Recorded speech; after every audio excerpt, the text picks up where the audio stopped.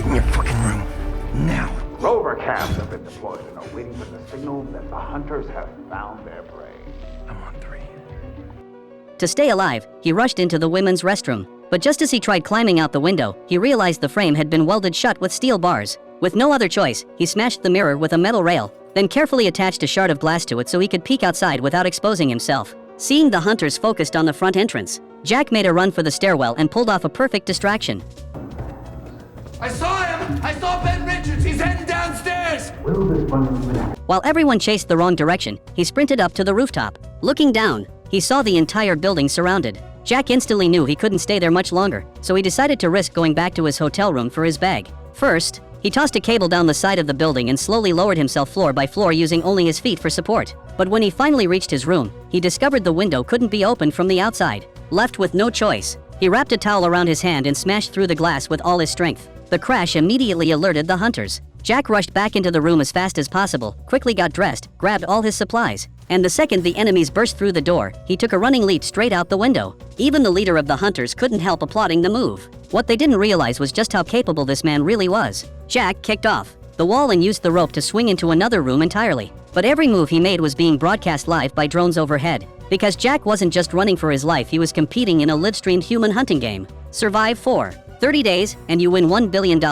Desperate to pay for his seriously ill daughter's treatment, Jack had gambled everything on this deadly game. But with drones constantly following him, he finally snapped.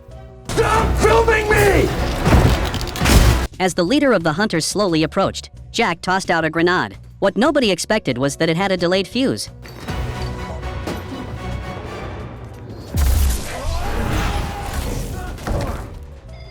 The explosion bought him enough time to escape into the basement. He tried lighting a magazine to see in the dark, but accidentally started a massive fire instead. Just as the hunters were about to break in, Jack noticed a group of rats fleeing into the sewer through a drain. He quickly lifted the manhole cover and even warned the rats to run before climbing down himself. Get out of here! This place is about to blow!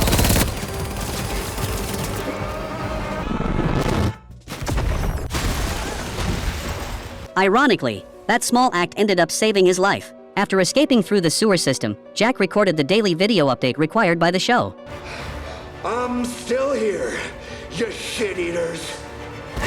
When he finally emerged onto the street, he ran into a young black kid who immediately recognized him as his idol. The kid eventually brought Jack home, where Jack learned the boy's older brother was also a huge fan of the show and had spent weeks studying the game. According to his analysis, the entire competition was rigged from the start. Nobody was ever meant to survive all 30 days. There were informants everywhere, all chasing reward money by reporting contestants' locations. And whenever a target's popularity ratings got high enough, the producers would intentionally keep them alive longer just to squeeze out more viewers before killing them off. But because Jack had survived yet another hunt, the show's ratings had exploded to record-breaking numbers, which meant the producers would definitely raise the difficulty from here on out. For safety, the two brothers secretly moved Jack to another city. By then, he had already survived 10 days on the run. In the new city, Jack disguised himself as a blind man and hid while recording his required daily videos. But even that didn't last long. A sanitation worker eventually recognized him and reported his location for the bounty. Soon the hunters closed in again. Jack had no choice but to run for his life, eventually leaping onto a moving train and barely escaping death once more.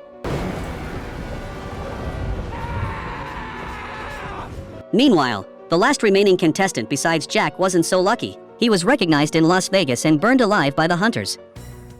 Just like that, Jack became the sole survivor left in the game. Knowing crowded places were now too dangerous, he hid out at the home of a friend connected to the two brothers. The man with glasses explained that the producers had started using advanced tracking technology, meaning the only way to survive now was underground. He told Jack his father had once discovered an old World War II bunker where someone could hide for weeks without being detected. The guy also offered to upload Jack's daily videos for him, as long as Jack recorded them in advance. But just when Jack finally began to relax, the man's mentally unstable mother suddenly recognized him. Without hesitation, she slammed the alarm button, and in less than 3 minutes, an armed tactical team had already surrounded the entire house.